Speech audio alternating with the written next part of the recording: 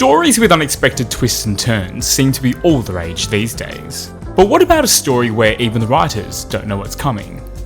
Welcome back to The Story Symphony, the collaborative fiction podcast where each chapter of the story is written by an entirely different person. You, the listener, won't have any idea what to expect next. And neither will we, the writers. So strap in and let's see where The Story Symphony will take us this time around. This is Chapter 1 of Season 2, The Freezer, by Angus Brown. And here we go.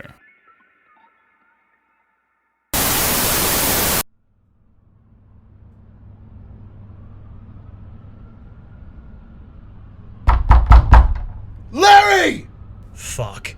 Larry! It was Dane. Larry! It was never good when it was Dane. Well, maybe that's not fair. It was never good when it was Dane in the middle of the night. Larry, Jesus Christ! Larry, open the door! Please, Larry! Open the door! And with Dane, it was usually the middle of the night. Larry, open the door! Alright! Oh my god, just let me get some pants on, would you? I could already imagine the looks my neighbours were going to give me in the morning. Everyone on my floor in the building would be hearing this, and worse, they wouldn't be surprised by it. I pulled on my pants and made my way to the door as fast as I could with my eyes still half closed. Dane, come on man, you seriously can't... As soon as I unlocked the door, Dane came crashing into the living room without even glancing at me. I only saw his face for a moment as he pushed past me, but his skin looked sweaty and his eyes looked wild. I quickly closed the door and followed him into the living room. He was standing in the middle of the room with his back to me.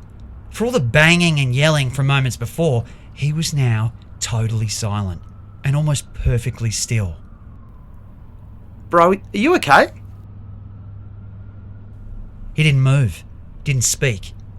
He was so still, I wasn't even sure if he heard me.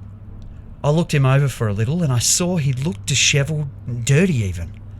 I realised this was probably the end result of a pretty big bender. Dane was infamous for his benders. His record was 3 days. 3 days of non-stop partying and winding up on my doorstep in the middle of the night was very on brand for Dane. But did you do shrooms again? He still didn't say anything. I was starting to think he'd fallen asleep on his feet. It definitely wouldn't be a first. Some people found it unsettling, but honestly, I found it impressive. I stood watching his hulking frame, gently swaying on my rug and marvelled. I thought briefly about lowering him onto the couch, but that seemed impossible.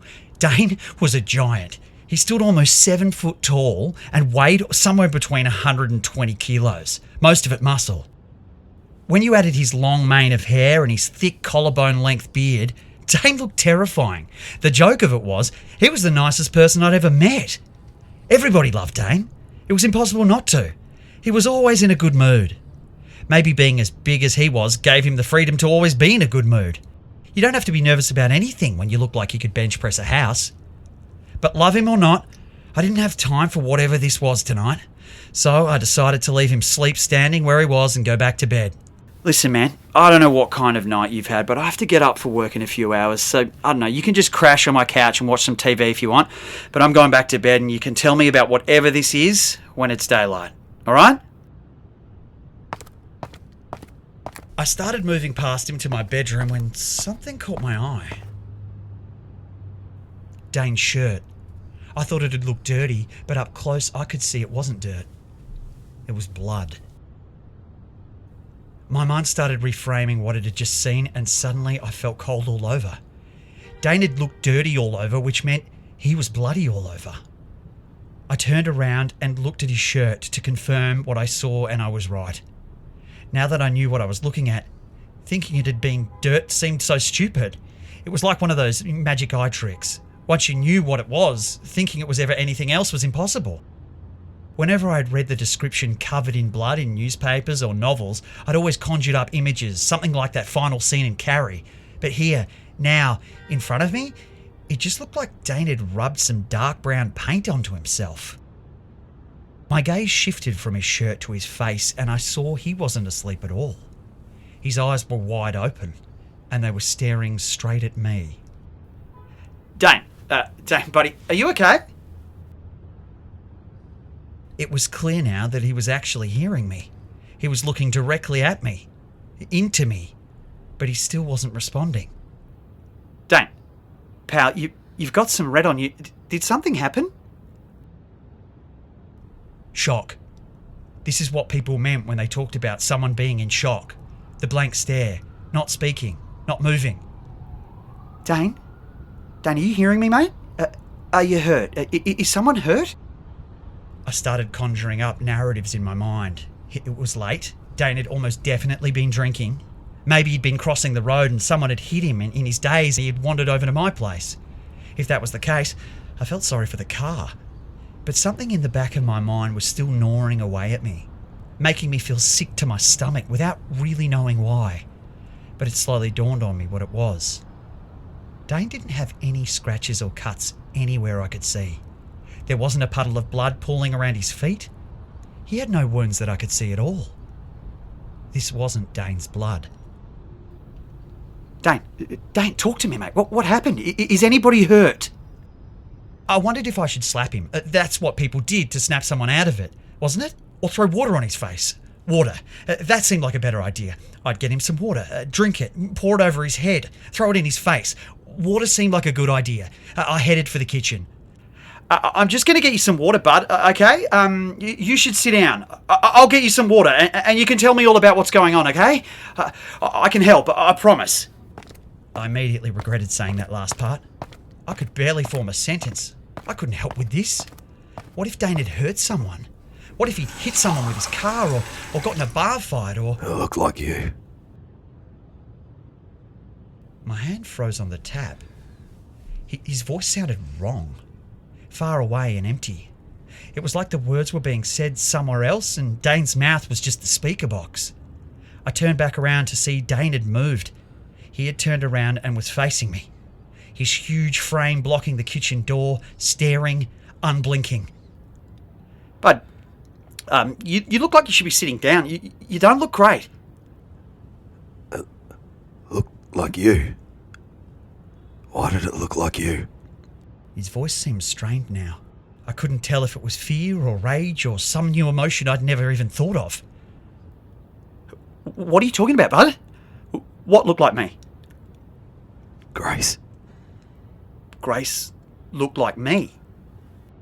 I stopped being afraid for a moment to instead being very confused. Grace was Dane's girlfriend. Well, fiancée, sort of. Dane had drunkenly proposed at a party one night 5 years ago and Grace had drunkenly said yes. They had never set a date or planned any part of the wedding, but whenever it came up, they both insisted they were absolutely engaged and were absolutely getting married. The closest they had come to an engagement ring was when Dane had, on a different drunken night, tattooed his name on Grace's left butt cheek with a tattoo machine he'd ordered online. None of this helped make sense of what he was saying, but none of what he was saying made sense. Dane, what do you mean Grace looked like me? Not Grace. It. Grace is dead. When he said it, tears started welling in his eyes and his body started to shake. He slowly raised his right arm and I saw that at the end of it was a large hunting knife clasped in his hand. Grace is dead and it looked like you did it.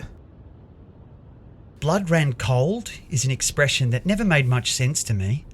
People always use it when describing the worst thing that's ever happened to them. I always wondered how that was the thing that stuck out to them. Why not remember other details like it was a hot day or my shirt was sweaty or I felt like I was going to shit my pants? But seeing the knife in Dane's hands, hearing the words, Grace is dead? Dane, I really need you to explain to me what's going on, buddy, because nothing that is happening right now is making any sense to me. Why do you have a knife, man? We came home from the bar and I went to the garage, grabbed some beers from the fridge. When I came back, you were there and you were holding Grace and there was blood. There was a lot of blood and it was you except the eyes. It wasn't your eyes, but it was you that killed her. He suddenly looked like he was going to collapse. like whatever adrenaline he was running on that had brought him here had burned up. But then he recovered and continued. I charged at it. I took it down with a big hit. I could hurt it. I gave it a couple of hard punches to the face and I could see it was rattled, but then it started pleading with me. It started crying, telling me we were friends. Started telling me it was you, and it begged me. It tried to get me to understand. Understand what? It took me a moment to notice that he'd stopped talking. He was just staring past me now into the wall, still and vacant, like he had been when he came in. Dane? What's going on? He snapped back into life, and I found myself wishing I'd said nothing and let him stay in standby mode. But as soon as I opened my mouth, he charged towards me with a knife pointed at me with his outstretched hand. That's what I need to find out. Dane! He turned the knife away from me at the last second, bending at the elbow and driving his forearms into my chest, forcing me against the wall behind me. The force stole my breath away, and I felt like my chest was in a vice. Nothing about Dane's size could have prepared me for how truly strong he was. If he wanted to keep pushing, he could crush my sternum, easily. I'd never experienced anything like it. It was terrifying. Dane! I heard the whimper in fear in my own voice, but it sounded like it was coming from a different body. Dane had heard it too, and the blankness in his eyes went away. He leaned in close to me, and he seemed to be thinking long and hard, like he was deciding something. I caught it. He whispered the words into my ear so quietly, I barely caught what he said. It was strong, but it wasn't expecting me. I tied it up with the curtains and I put it in the meat freezer in the garage. I chained it closed. But... The strength in his voice faltered, and he again seemed like he might just collapse onto the kitchen floor. But he leaned against me, breathing deeply. I didn't know what else to do, so I raised my arms up slowly to hug him. But at the slightest hint of my touch, he raised up the knife to my throat and pressed it hard against the skin. He stepped back and stared deeply into my eyes. I didn't know what to do. But it looked like you. So I figured the first thing to do was find out if you were still here. If you were still... you. Its eyes were wrong. I wanted to see your eyes. My mouth had gone bone dry. I tried to speak, but I couldn't. So I swallowed as slowly as I could, afraid that the slightest movement from my throat would lead to it being cut. How do my eyes look? He slowly pulled the edge of the blade away from my neck and lowered it to my chest before turning the point to face directly at my heart. They look like Larry's. But everything else about this thing looked like Larry, so maybe it fixed the eyes. Maybe you fixed the eyes. Dane, please stop pointing that knife at me. I've been here since I got home from work. I ate leftover noodles. I watched fucking Bob's Burgers. I went to bed. You woke me up. That's it. That's fucking everything. I was never at your house. I don't know what's happening, but you're really making me scared, man. I'm afraid, okay? I'm really afraid of you right now, and I'm your friend, and I don't know why you're fucking doing this to me. He softened, just for a split second, but I saw it. He felt bad that he was scaring his friend, but he buried it away and kept the knife steady. Larry is my friend. My best friend. That's why I have to be sure. This thing is locked up in the meat freezer at my house. We're going to go together, and we're going to look at it. And if you're here, you can't be in there. So let's go. He grabbed me by the shoulder and shoved me towards the door. I moved almost on autopilot until I was halfway into the hall when I stopped. Dane, this is totally insane. My breath was stolen away by the sharp, hot pain of the blade in my back. It wasn't deep, but Dane had just pushed the knife into my flesh, just enough to let me know one thing, without absolutely any hint of doubt. If he thought he needed to, he would kill me. Larry is my friend. That thing is in my freezer.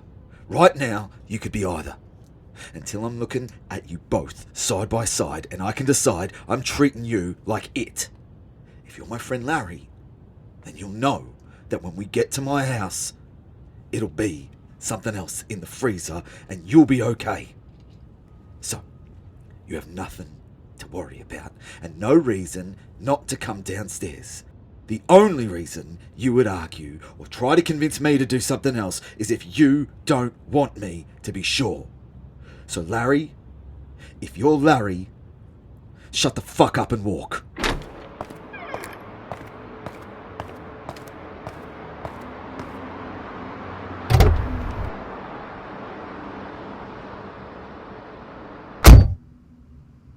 It seemed like I'd blinked and we were sitting in Dane's filthy Jeep Cherokee. It's what I had imagined teleporting would be like. I remembered nothing of the hall or the elevator or the car park. I was in my apartment and now I was here. I was vaguely aware of the stickiness on my back against the seat, which must have been the blood from where Dane had poked the blade into me, leaking out and starting to become tacky and thick as it dried. I also became aware I was cold because all I was wearing was a pair of pants. The last thing I noticed was that I was in the driver's seat and Dane had his knife pressed against my rib. Larry knows the way. He threw the keys in my lap and said nothing else. Being referred to in the third person added another level of madness to everything that was happening. Dane treating me like I wasn't me, referring to me like I was an idea or a ghost, was more frightening than the knife. I wanted to tell him, yes, of course I do. But the message in the apartment had been clear. Only a fake Larry would talk from now on. A real Larry would simply go along with it all until we both looked at the it in his meat freezer. And I was nothing if not a real Larry. So I kept my mouth shut. Dane's house was 15 minutes away from mine, and I'd made the drive more times than I could even begin to remember. So I drove the two of us there on autopilot.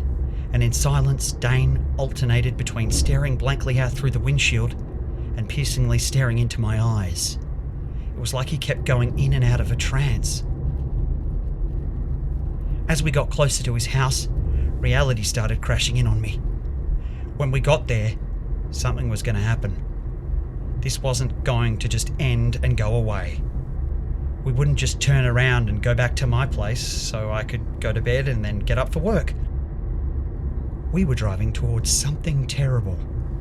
If any part of what Dane was saying was true, I was going to find Grace dead in their living room. If none of it was true, then my friend had lost his mind, and I was going to have to go and try and deal with a knife-wielding 7-foot-tall Viking who wanted to kill me. And if every part of what Dane was telling me was true, I was going to find some thing that looked like me that killed people. We arrived at Dane's and I pulled into the driveway like always and turned off the car. Dane didn't move. He just kept staring at my face, looking over every detail of it like it was an art dealer looking for some signs of forgery. What episode? What? What episode did you watch? My heart was racing so fast I was becoming scared I would have a heart attack. The wound on my back was beginning to rage with pain, emanating from the cut. It felt like how I imagined dying would feel. So, what was he talking about? What the fuck are you talking about, man? You said you watched Bob's Burgers before you went to bed. What episode did you watch? A laugh escaped my lips before I could catch it. Everything about what was happening was absurd, but this was too much. Beef squatch. Dane looked at his house and nodded once, like he was agreeing with my answer. It's a good one. Then he snatched the keys off the ignition and got out of the car. He moved quickly around to my door and yanked it open, pulling me out by the arm and half led, half dragged me to the door. Inside. Dane held up the remote to the garage and clicked the button. The door slowly began to roll up. I expected a wave of blood to gush forward or severed limbs to slide out into the driveway. But what I got was a regular, ordinary, albeit slightly messy garage. Dane's Honda motorcycle leant up against the wall, half pulled apart, like it had been there for the better part of the last 3 months since he decided one afternoon that he was going to tweak it. The extra fridge, always full of beers, hummed away in the corner, covered in band stickers and alphabet magnets. And next to that was the giant chest freezer with Dane's heroic supply of meat ever ready for barbecues or homemade smokers of any culinary experiment involving cow and barbecue sauce that he had found online. When Dane had first brought it home from the outlet appliance store where he'd found it, I had joked that it was big enough to fit a body in. I figured I was about to find out if I was right. There was no blood or limbs or signs of a struggle anywhere in the garage. I assumed that meant that whatever had happened to Grace had happened inside the house.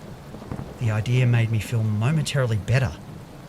If I couldn't see the body, then this whole thing could still be a bad joke. Dane's attempt at the ultimate prank. I made you think my fiancée was dead and I literally stabbed you in the back. Got ya. My fantasy of the world's worst jackass episode faded quickly though, as I felt Dane push the point of the blade up against my spine. Move. His voice was completely emotionless. It was terrifying. We walked slowly into the garage towards the freezer, and the closer we got, the more terror dug into my bones. A chain lay on the ground in front of the freezer. Several of its links were broken and scattered around on the concrete floor. Looking down at it, it was impossible to tell if it had been broken from something pulling on it from outside or pushing on it from within. Dane bent down and picked up one of the broken pieces. What the? He stood up and stepped back from me and then jabbed the knife in my direction. Open it. Dane, listen. Open the freezer now! Dane, come on, man. Please, calm down. He exploded in hysteria. Open the freezer now or I will fucking gut you where you stand! Involuntarily, my hand gripped the handle of the freezer and started to pull up. Whatever fear I had of what lay inside was trumped by my lizard brain's desire to not be stabbed to death. A waft of cloudy, freezing air seeped out of the gap, almost like the fingers of a ghost reaching out for me. I regained control of my functions and decided to deal with this like a band-aid. I threw the lid open the rest of the way and I jumped back. Who or whatever Dane had trapped in there could still be in there, and if they were, they would probably want to kill the first thing they saw. Dane and I stood on the spot, frozen. I noticed gratefully that he now had the knife pointed at the freezer instead of me. We both stood waiting for me to emerge from the chest, but nothing came. Cold, opaque air continued to waft out and dissipate into the garage, but nothing else followed. Dane and I both instinctively took a step forward, curiosity beating out self-preservation. I craned my neck to see inside while still being as far back as I could, and as the cold air cleared, I began to make out familiar shapes. Steaks, chops, sausages, brisket. The freezer was filled with meat, about 3/4 full of it, just about every cut you could think of. But I, or anything that looked like me, wasn't in it. Dane, buddy, it's meat. It's just... Son of a bitch. My breath was snatched away by something. My chest cramped like it was being squeezed while also burning, like someone had pressed hot coals into it. I had a sudden, intense urge to throw up, and the entire world felt like it had turned on a 45-degree angle. I reached up to clutch my chest, but my hands bumped into something. A lump. I looked down and I saw it was a handle. Oh! My eyes moved from the handle and up to Dane's face, and I saw it twisted into a look of pure, undiluted hatred. I looked back down at the handle and felt the cogs of my brain slowly turning into place. The handle was from the knife, and the knife was in my chest. Dane had put it in there. My blood ran cold. Dane, but I'm... Again, my breath was stolen, and I felt the terrible pulling and tearing like my insides were being sucked out as Dane pulled the knife from me. Again, my brain moved too slow to process things correctly, and I thought he was pulling it out to help me. But then in slow motion, I watched him plunge the knife back into my chest. Again. And again. And again.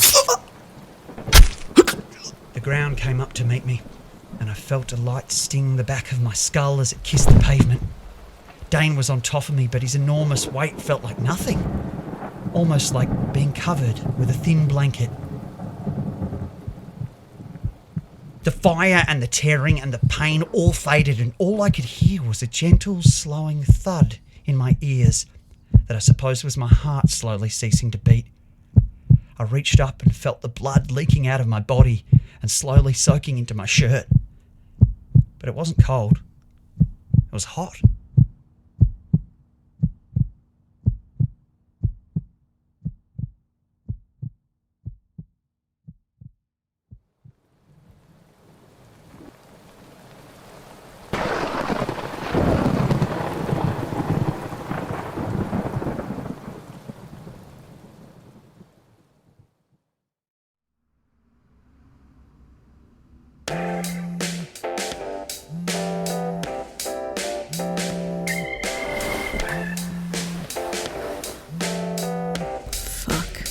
It was Larry. This can't be good. Kahli. Dane? I checked my phone to make sure I had seen the right name on the caller ID. Why do you have Larry's phone? And why are you calling me in the middle of the night on Larry's phone? It looked just like him, but I don't. Dane, what's happening? Where's Larry? It looked just like him. Dane. I think he's dead. I think your brother's dead. What do you mean Larry's? Don't blame him. What? Hello? What's happening?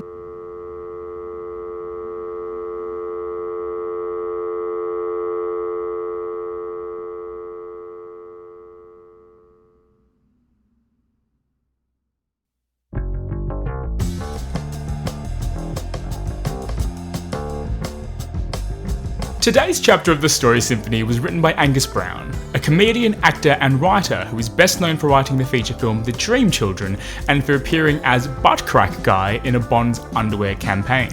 Very excitingly, Angus has just released a brand new podcast called Who Did Start the Fire Then? An investigative podcast looking to find out just who was responsible for starting the fire that's referenced in the Billy Joel song We Didn't Start the Fire. Angus lives in Melbourne with his wife, 2 children, cat and dog, and has the least amount of authority out of everybody in the house, apparently.